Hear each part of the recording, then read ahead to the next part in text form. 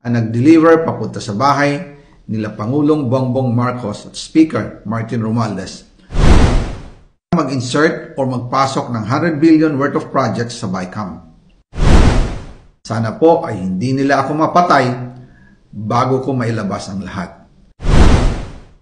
Ginawa ko lang ang utos sa akin, pero ngayon, handa na akong harapin ang lahat. Ginagamit ng administrasyon ang buong resources ng bansa para tumahimik ako. That he will shoot me if I will talk. Gagamitin ako bilang panakipbutas sa kanilang kampanya laban sa korupsyon. Hindi na ako mananahimik, ilalabas ko ang lahat ng katotohanan. May resibo, may ebidensya, at may pangalan. Para sa bawat Pilipino, alam ko na buo ang galit ninyo sa akin ngayon. Nauunawaan ko rin kung bakit.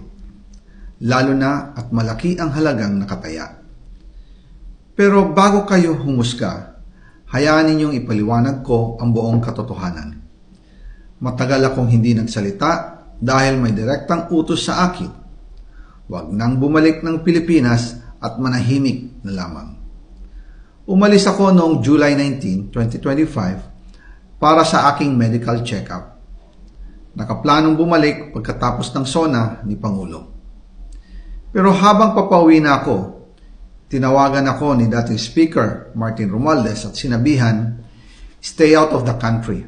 You will be well taken care of as instructed by the President." Noon naniniwala pa ako sa kanila, kaya't hindi ako bumalik.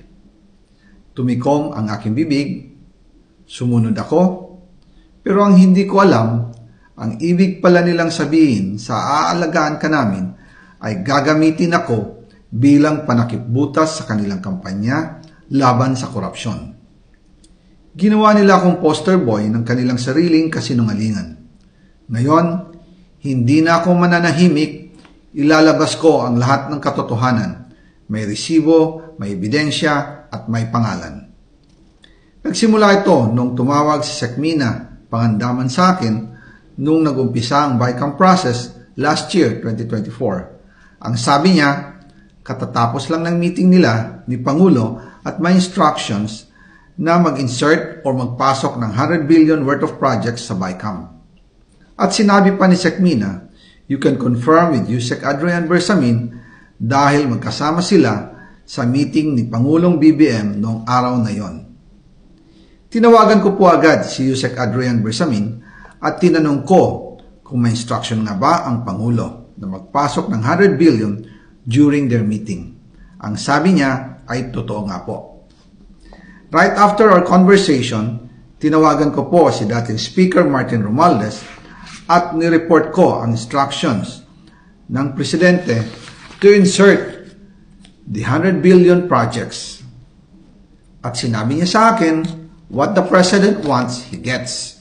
After ng ilang araw, nag-set po ng meeting si Sekmina Pangandaman at Yusek Adrian Bersamin sa amin ni dating Speaker Martin Romualdez sa Aguado Building in front of Gate 4 ng Malacanang at nandun din po si Yusek Jojo Cadiz.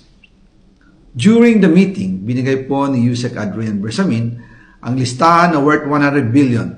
Tinanong ko po si Yusek Adrian kung saan galing ang listahan. Ang sagot niya, galing kay PBBM mismo at binigay niya ito mula sa brown leather bag.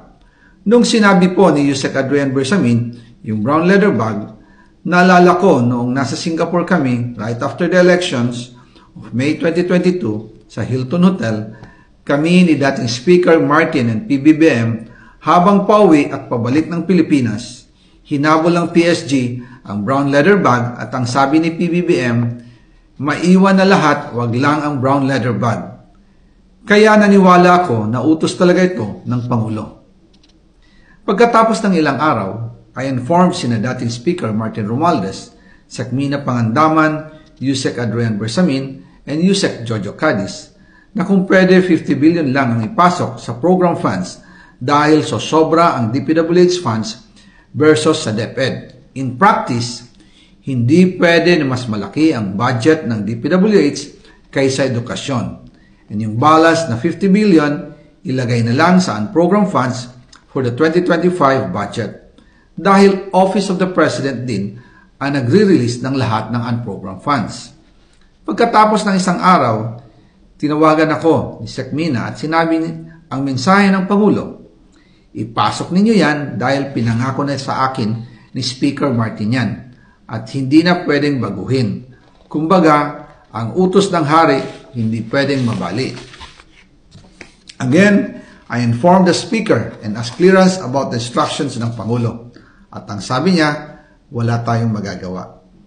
Kaya po nagtataka ako kung bakit sinasabi ni Pangulo na hindi niya makilala ang budget, samantalang lahat na binawas at dinagdag sa mga ahensya ng gobyerno ay humihingi ng approval sa kanya si Sec Mina Pangandaman.